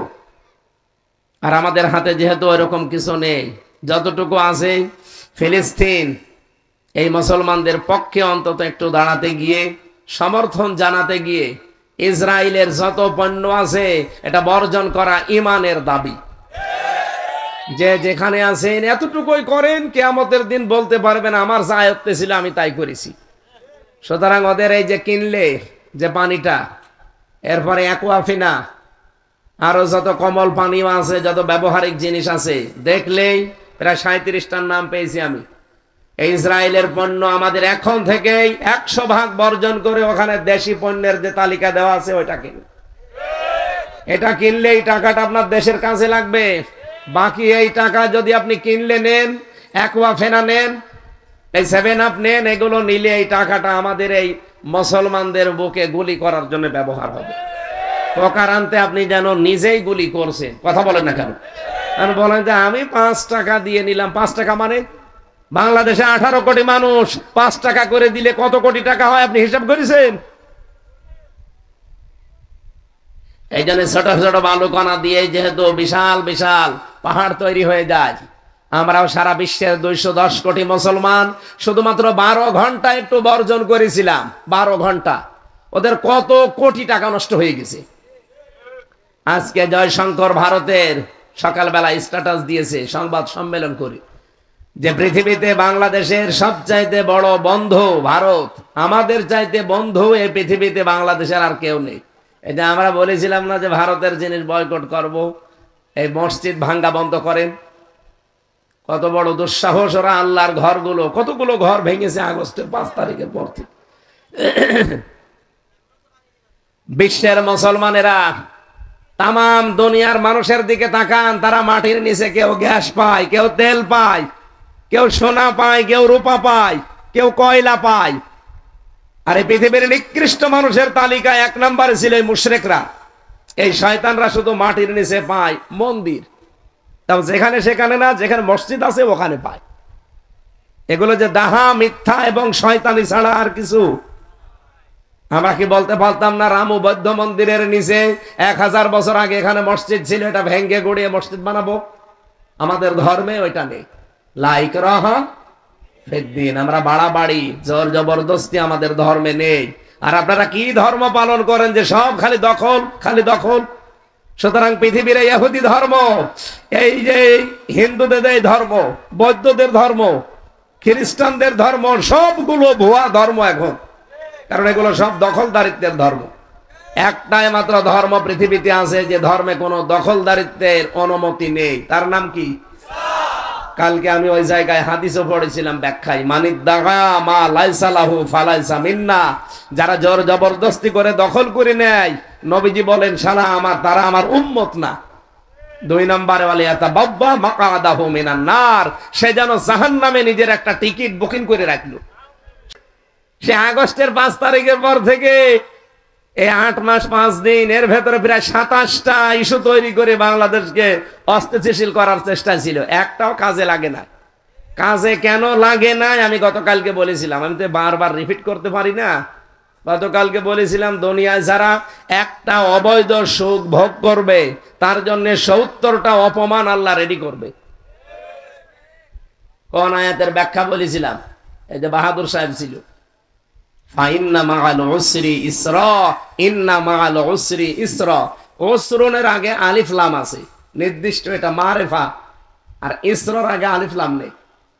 আল্লাহ বলেন অবশ্যই কষ্টের সাথে সুখ। বলেন বলেন, কিন্তু কষ্টের কথা বলতে গিয়ে আল্লাহ তাআলা নির্দিষ্ট করে দিলেন যে একটা কষ্ট।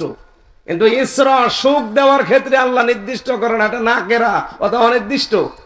তাফসিরে মুফাসসির এটা লিখেছেন ফি জিলালিল কোরআনে, যে একটা অবৈধ সুখ যদি কেউ দুনিয়ায় ভোগ করে তার জন্য অবৈধ সুখের কারণে 70টা অপমান আল্লাহ রেডি করে রাখবে।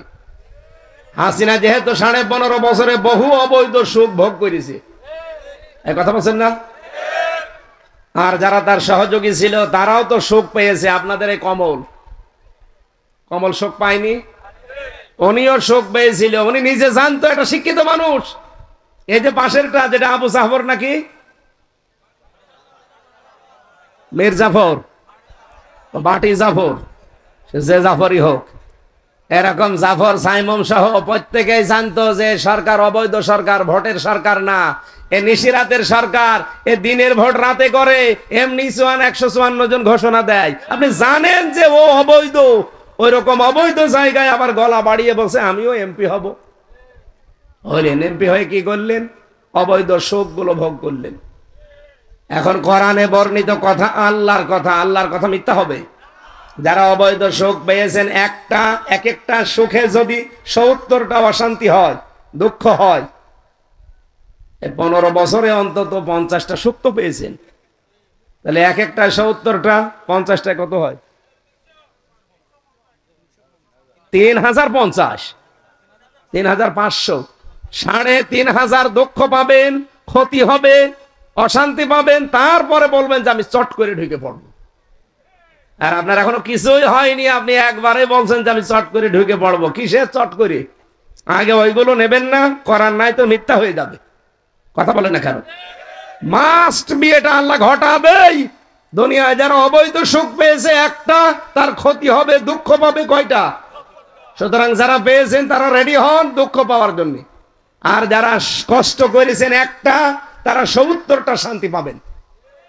আমি ভিকটিম, আমি নিজে 3 বছর, আমার মতো হাজার হাজার লক্ষ লক্ষ হামসা এই দেশে যারা অবৈধভাবে যারা কষ্ট সহ্য করেছি আমরা, একটা কষ্টের কারণে যদি আল্লাহ ৭০টা সুখ দেয়, অন্তত 50টা কষ্ট সহ্য করলে ৩৫০০ সুখ আল্লাহ আমাদেরকে দেখাবে। আর আমরা সবচাইতে বড় সুখ পাবো তখন যখন দেখবো ৫৬,০০০ বর্গ মাইল কোরআন দিয়ে চলছে। এটা আমাদের আসল সুখ না? এই বলেন বলেন, আরো জোরে বলেন। এই সুখটাই তো আমরা চাই। তাছাড়া তামাম দুনিয়া দিলেও আমি এত সুখী না যখন দেখবো যে বাংলার ৫৬,০০০ বর্গ মাইল এইটা দিয়ে চলছে। আর এইটার জন্যই তো আমরা মাঠে কাজ করি।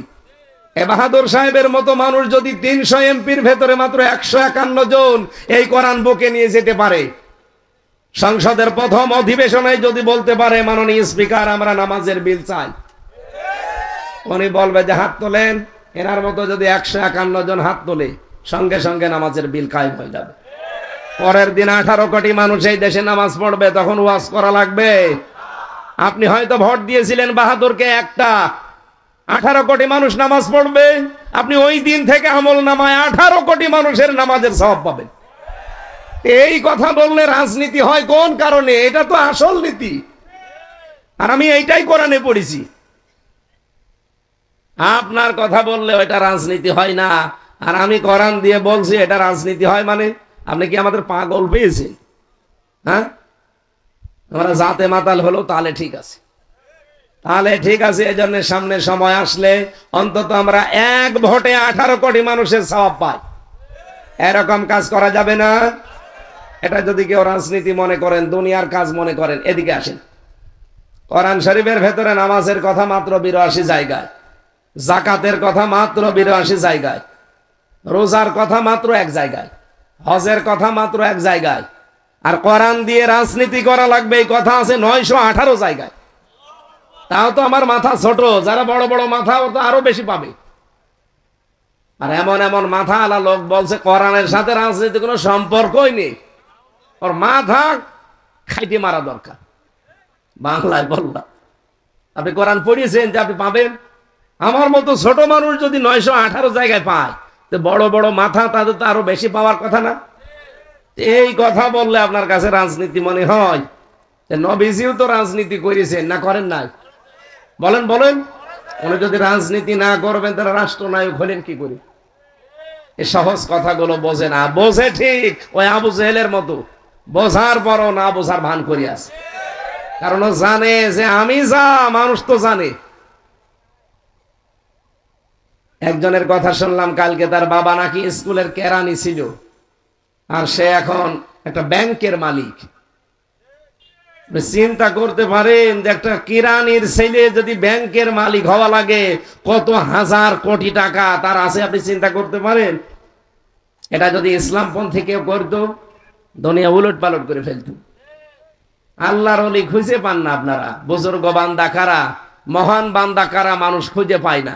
মাওলানা মতিউর রহমান নিজামী রহমতুল্লাহ আলাইহে, উনি ওনার দায়িত্ব যেদিন পেয়েছেন মন্ত্রণালয়ে, মন্ত্রীর দায়িত্ব পালন করে 36 টাকা বেঁচেছিল, ওইটা রাষ্ট্রের কোষাগারে জমা দিয়েছে।